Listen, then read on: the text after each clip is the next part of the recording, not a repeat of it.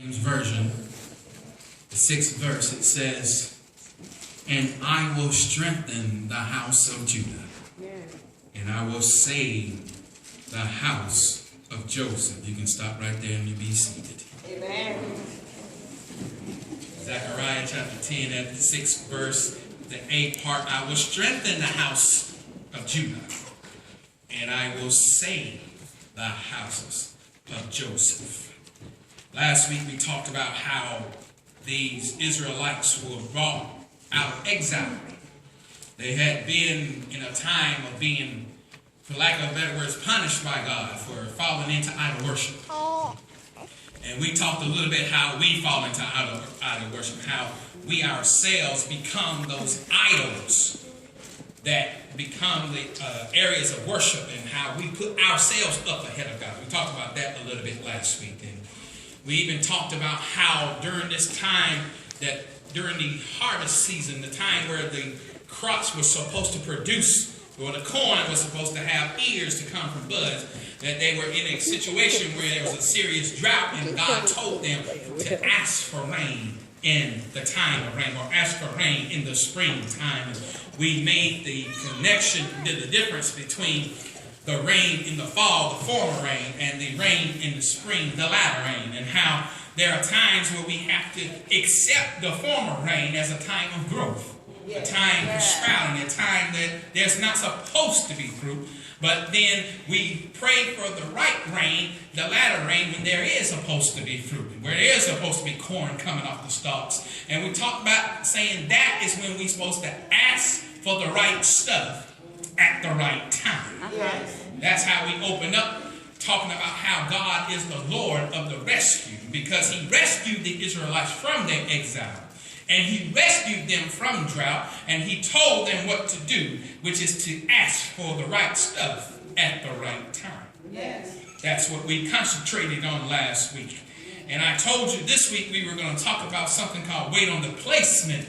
But God interrupted that point and said there's a sub-point between the first point and your last point that we need to talk about, which deals with the first part of verse 6 here in Zechariah 10. And he said he's going to strengthen the house of Judah, and he's going to save the house of Joseph. So the point here that we need to bring out is that you are stronger than before. Amen. Stronger than before. When he says he's going to strengthen the house of Judah, he's really saying he's going to make strong his Israelites, those who he's chosen, his called people. And when he says he's going to save the house of Joseph, he's saying, I'm going to deliver my people. When he points out Judah and Joseph, he's not just saying those two tribes. He's really saying the entire compilation of all the tribes, because Judah represented the authority and Joseph represented his hand. And he's saying everybody needs now to come back together, because there was a time where the tribes were differentiating between one another, and some followed Judah and some did not. And now God is restoring the whole nation so that no one is left behind. And if we look at that from a church standpoint, we see that there's going to be a time when the Lord strengthens the churches, our churches, and deliver them from internal turmoil. All right. We got a lot of churches fighting one another, disagreeing over stuff that don't even matter. Whether we should have saltines or wafers for the Lord's Supper. Stuff that don't even mount up to anything. Now, are we celebrating Jesus? All right. He's going to strengthen us, and he's going to deliver us from all of that internal fighting. He's going to put the Baptists, the AMEs, the Presbyterians, the Episcopalians, the Lutherans, the Pentecostals, the Apostolics, the Baptized, Fire Baptized Holiness, the Methodists, and other Protestant denominations, and even the Catholics. He's going to bring us all together back as one body in Christ. That time has not yet been fulfilled, which is indicative of what has happened in Zechariah, because all the things that he has promised the children of Israel have not fully taken place. And so we can see that also in the church, that he hasn't fully yet put us all back on one accord.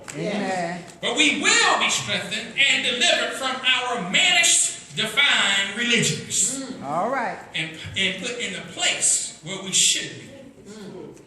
Now, when we talk about that from an individual standpoint, we said you have to ask for the right things in the right season. That's right. And then now we're also saying you are being strengthened to handle the work that it takes in the meantime, and you will be delivered from your impatient ways. Yeah, impatient ways. Because we want it right then. God is saying the reason you had to go into those areas of exile, those areas of time of being, seemed like it was a punishment time in your life, or even if you're in them now, is because we have to learn a little bit more patience. Yes. We have to be strengthened and delivered. Yes. The more strength he gives you, the more patient you become. Amen. How do you get the strength, you may ask? But once you see that you are out from exile, from the places that has happened in your life that seem like some type of punishment, you need to see that you have already been strengthened. Yes. So, what does exile being over look like? Well, it looks like laundry time. You know, when you have your clothes all sorted, ready to be clean, and some of the laundry is already clean, a pile is ready to be folded, and you got a bunch of other piles that need to be washed. Yes. That's what being done or being out of exile looks like. See, on one hand, you still see some stuff that is not clean, out of place, not usable, dirty, stinking, soiled. On the other hand, you have some things that are usable. It just needs to be neatened up, folded, and maybe lightly pressed or put out for ironing before use. Yes. You have some things that you can use now, and you still got some things you need to work on. Yes, yes. In other words, once you are out of exile, there are going to be some things that are in your life that you can use to move forward. Amen. You may not have all the understanding, material things, money, knowledge, or direction that you once had. But at least you got enough sense to know that you can't go back to what you used to do. Amen. That's when you know you have been strengthened. Yes. You may think you are weak and so far you have only been just beginning to be a follower of Christ. Yeah. But you got to realize that because you are not going to go back to the way you used to handle stuff, it's not, and you know it's not going to work for you. You have been given a measure of strength for at least that you can say, I got to do something different. Yes, yes. You can't underestimate the power of a redirected mindset. Yes. You used to go to a special friend to get you out of a jam. Now you know that by doing that, you will cause more harm than good. Yes. That's a redirected mindset. Yes. You used to run to the weed man so that you can smoke your problems away for a little while. Now you know as soon as that lift is lowered, then your problems are still there, if not worse. That's a redirected mindset. You used to eat whatever you could to raise those endorphin levels in your body that gave you pleasure from the foods that you choose. And when you did that, you said, you know, this stuff is making me feel good, but now you know that the cookies, the chips, the cakes, the chocolate, the candy, the Coke, all of that kept you from dealing with the real issues. That's a redirected mindset. You used to watch images of people who were engaged in illicit behavior that does not uphold the marriage bed to feed your addiction to perversion. Now you're trying to take a stand against your flesh that's ruling your decisions. That's a redirected mindset. You used to disagree with giving tithes, not because you don't believe in God, but you felt like that you needed every dime that came in so that you could keep a standard of living that you were used to. And now you see that if you give God what He requires, your 90% is somehow taking care of what you thought you needed your other 10% for. That's a redirected mindset. You used to have a lot of get back in you. All right. If someone hurt you, you had to return that same level of hurt, or if not more. know that returning evil for evil is only going to prevent God from handling the situation for you. That's a redirected mindset. Yeah. You used to steal a little bit. Come on. Cheat a little bit. Lie a little bit. Overspend a little bit. Doubt God a little bit. Judge people a little. Or even badmouth leadership and authority a little bit. But now you see that it was never the other person who deserved all the blame. But your part was so shady that it covered the light that was trying to get into your heart. That's a redirected mindset. You used to think that all of those examples, all those things that I gave, and many more didn't go over, was just a part of your normal life. And now you realize you have to live like that no more. Amen. Amen. You don't have to live like that anymore. You can have peace in the midst of your personal storm. Yes. You Yes, can Lord. run even though your body is weary.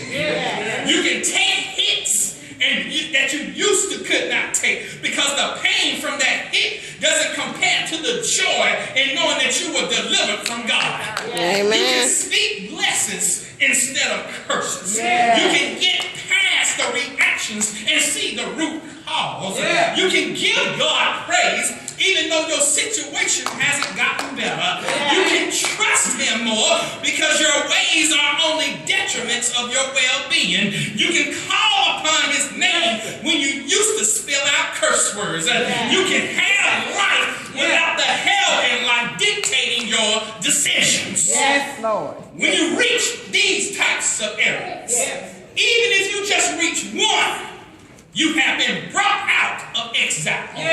You have been strengthened and you have been delivered. All you got to do now is wash some stuff. Fold some stuff. All right. Put away some stuff. Because everybody's got some dirty laundry. What makes you think your jaws don't stink like nobody else's? You ain't got more problems than the next person. Amen. Just grab you some shout and shout it out. Open up your mouth, put some clapping in your hands and some movement in your feet and shout with the voice of triumph. Give God the praise. That's what you went through. What you're going to go to, it didn't kill you. That's why you got to praise him. What I went through didn't kill me. I may not feel like I made it, but I am on the other side. God has delivered me. God has given me a measure of strength. You got to know that since you are not dead, God made you stronger and he delivered you. It may not look like what you wanted to turn out. But he didn't take his hands off you. He didn't abandon you. He didn't leave you forsaken. As a matter of fact, he brought you out better than you went in. At least now you know it was him and not your fool self that made the difference.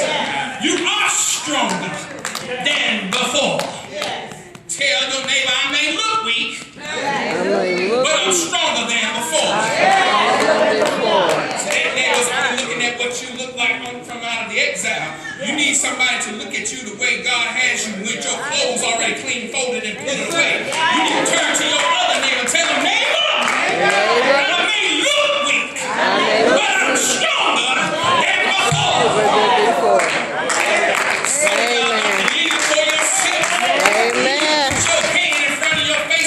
Sanctified imagination and pretend your hand is a mirror and say to yourself, self, amen. I may look weak, but I'm stronger. Hallelujah. The Bible says that God has not given us a spirit of fear, but of love and a sound mind. You ain't crazy to tell yourself that you're stronger than before. God has strengthened you and delivered you. You need to look at your past and say, you ain't nothing but a bunch of dirty clothes. And I'm taking you to heaven's laundromat. And I ain't got time to wait for one load at a time. I got to put it all in at one time. I got to use 10 machines and get it all cleaned up. It may take me some time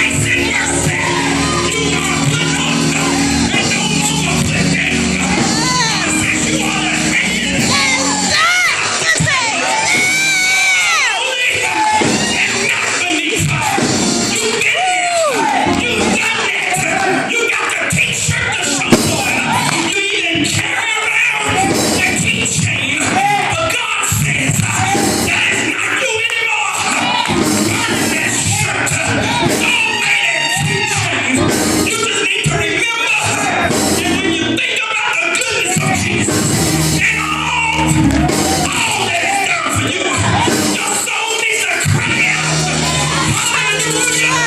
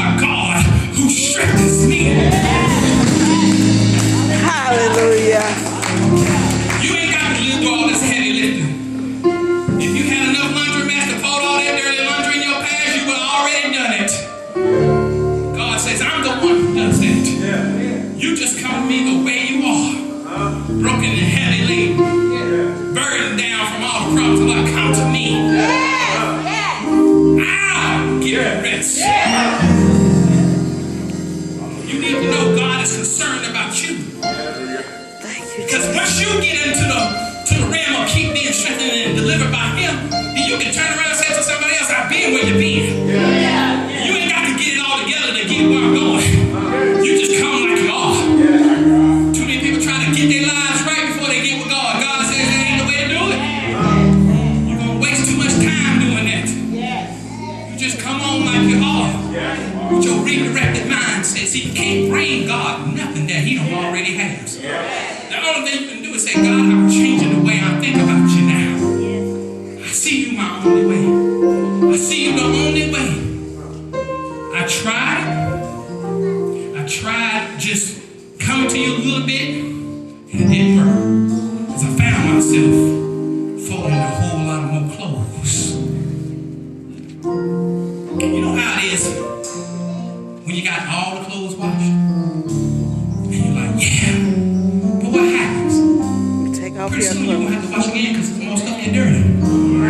See, what you got to realize, there ain't no point to where you're going to get it all done. Because even while you're washing, you still got clothes on that need to be washed. Yes. Until we die, we're going to always have something to clean up. We're going to always have to have something to take to God. So don't let the devil try to make you think, well, you got it all folded up now, you're good. Baby, you about to have some dirt come right up again. You could try to wash every single day, but you're going to have something dirty. So give it to God even where you are now. I don't care if you got enough to fill this church with a pile of mess. You let him know, God, your wash machine is bigger than mine. Your dryer is stronger than mine. All I got to do is give it to you. I've been doing it the wrong way. I've been trying to wear it 4 and 5 days before I go get it clean. Been trying to continue my lifestyle even while I'm in the church. That's why when I come in here, I feel so dirty. My Lord, yes. God says, I don't care how you feel when you come in. I don't care how you feel when you go out. You have to receive my strength and let me deliver you. Stand to your feet. The doors of the church are open.